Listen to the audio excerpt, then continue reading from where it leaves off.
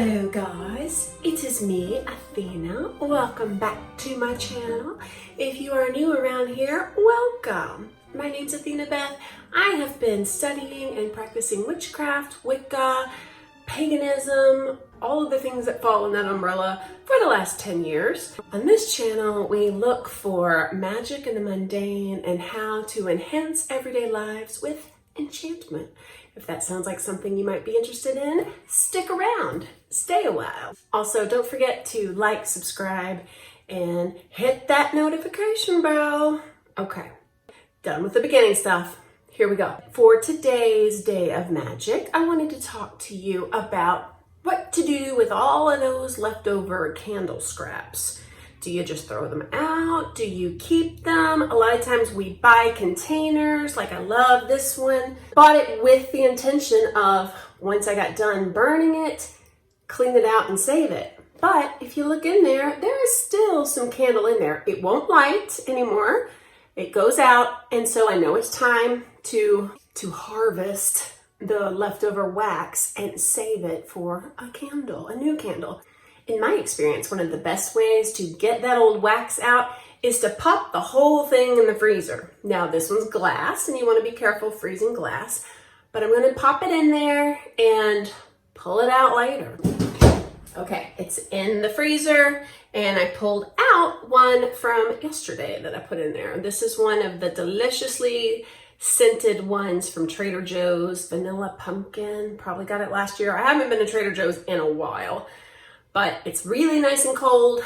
I can clean out this wax, take off the label, and have a brand new tin for a new candle. Okay, let's see if it's gonna make a liar out of me. Ooh, I think it's gonna work nice. Yeah, that's working nicely. It's crumbling up, but it's coming away pretty easy. Okay, after a few stabs later, it's crumbly enough I can dump most of it out. Let's get the rest of it out, shall we? That was easy. And boom. All right, and look at all that. That is a lot of leftover candle that I could have just thrown away, but I'm not gonna. I'm gonna keep it and reuse it. Now, if you're super thrifty, thriftier than I am, you might keep these little metal tabs and see if you can reuse it. I don't recommend that because unless you just really enjoy that kind of thing. I don't do that when there's perfectly good new wicks available at Michael's or through Amazon or whatever you do. So later on, when I pour a new candle, I'll pop that new wick down in there. But let's not jump the gun, shall we? Let's hold up. So in this bag, I have remnants from other candles. This one, I am insane over this scent of this one. I had a lot of leftover. I'm going to be honest. Long ago, I got this huge $100 pillar candle from Witchy Bear, Corbin. The most delicious, wonderful candle ever. And I don't know what I did, but clearly I left it burning one day and came back later.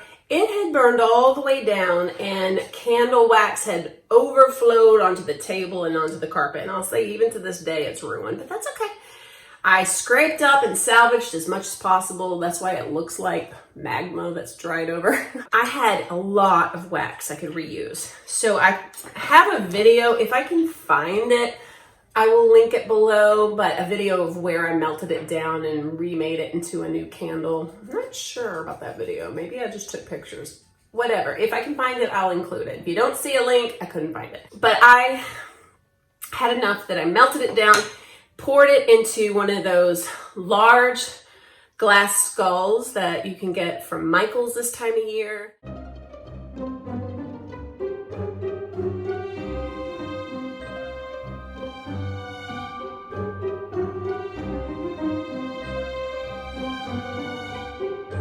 Just from that batch that I melted and poured, I still had leftover and I used a couple of these. These make little tea lights, or that's bigger than tea lights, whatever this size is.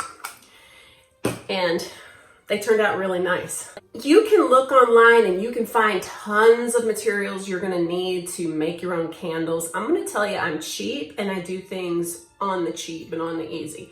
I did not want to use one of my pans that I cook in, or a pot or pan. So I did get one of these from, again, Michael's. I don't remember the price, probably wasn't terrible. And this is what I use for melting wax and pouring it. I bought, like you saw, some of these little guys. I only bought one of these when I should have definitely gotten more. This is what you thread your wick through and let it balance on a larger jar candle. I did not buy little ones, which I should have. I think what I ended up doing was I already had skewers, little bamboo skewers, or else maybe I bought them for cheap.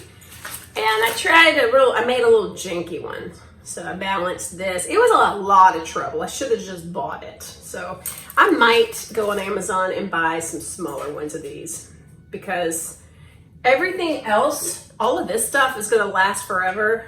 Might as well get some use out of it, right?